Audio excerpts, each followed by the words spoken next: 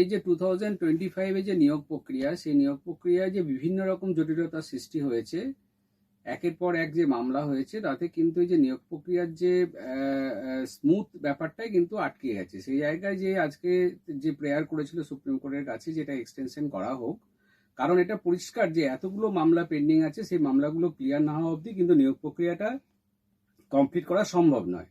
সেই কারণে স্কুলগুলো যাতে সাফার না করে এবং স্টুডেন্টরা যাতে সাফার না করে, সেই কথাই হয়তো চিন্তা ভাবনা করে এই নিয়োগ প্রক্রিয়ার যে সময়সীমাটা বাড়িয়েছে। এবং ইন দ্য মিন টাইম যারা আনটেন্টেড টিচার, যারা কর্মরত ছিল বা কন্টিনিউয়েশন বা চাকরিটা করছিল, তাদেরকেও সেই 31 আগস্ট অবধি এক্সটেনশন করেছে।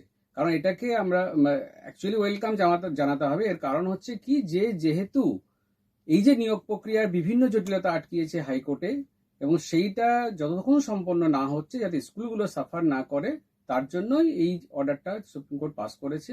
এবং তাতে অন্তত স্টুডেন্ট এবং যারা শিক্ষক এবং স্কুল কিন্তু সাফার করবে না।